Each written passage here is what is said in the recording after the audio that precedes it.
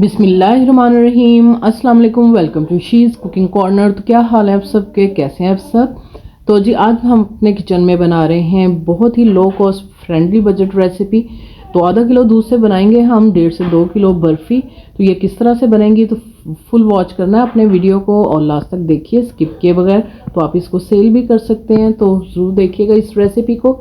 तो जी बिस्मिल्लाह करते हैं, स्टार्ट करते हैं अपनी रेसिपी को। तो जी सबसे पहले हम इसका कैरेमल रेडी करेंगे। उसके लिए हमें 1 कप चीनी चाहिए। आप कोई भी रेगुलर चाय वाला कप मेजर कर सकते हैं। और इसमें हम 2 ग्लास दूध के डालेंगे, यानी हाफ केजी। आधा किलो दूध और 1 कप चीनी। तो सबसे पहले कैरेमल रेडी करते हैं। मीडियम टू हाई फ्लेम पे आपने चीनी को पॉट में डाल लेना है और जैसे ही ये मेल्ट होना स्टार्ट होगी तो आपने बिल्कुल मीडियम टू लो फ्लेम दम वाली आंच कर लेनी है और उसी पे आपने इसको दम वाली आंच पे पूरी चीनी को पिघलाना है, तो एक भी दाना इसमें ना रहे। इसी दौरान अगर आप मेरे चैनल पर नए हैं तो प्लीज़ इसको सब्सक्राइब कर लें, लाइक करें, शेयर करें और बेल आइकन के बटन को ज़रूर प्रेस कीजिएगा। इससे ये होगा कि मेरी हर रेसिपी सबसे पहले आपको मिल जाएगी। जी दाना बिल्कुल चीनी का घुल गया था और इसमें 2 ग्लास दूध के मैंने ऐड कर दिए और आपने अब मीडियम टू हाई फ्लेम पे इसको कुक करना है, क्योंकि ये पहले जम जाती है और फिर ये जैसे ही 1 से 2 बॉयल आएंगे दूध को तो आपने मीडियम टू लो फ्लेम करके इतना पकाना है कि बिल्कुल ये घुल जाए चीनी। ये देखें। और इसमें 1 टीस्पून जो है हम डालेंगे लेमन जूस और आप इसकी जगह सफ़ेद सिरका भी 1 टीस्पून डाल सकते हैं। इससे ये होगा कि ये दाना सा ये देखें इस तरह से बन जाएगा तो हमारी बर्फ़ी जो है वो दानेदार बनेगी। तो इसको हम जो है एक साइड पे रख देते हैं। तो चीनी इसकी बिल्कुल मेल्ट हो गई है।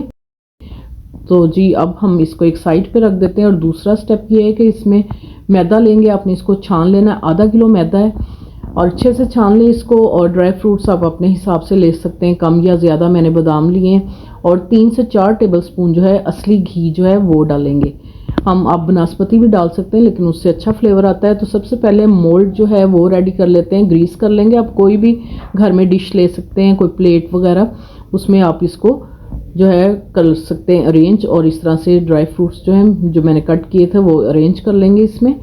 तो जी अब एक पॉट ले लेते हैं, उसमें घी को डालेंगे और फ्लेम को ऑन कर देंगे।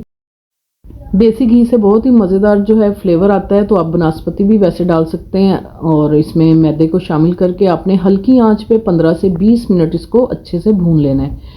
बिल्कुल हल्की आंच पे भूनिएगा, इसको जलाना नहीं है आपने। ये देखें इसका कलर चेंज हो गया और मुझे यहाँ पर इसको 15 से 20 मिनट हो गए भूनते हुए।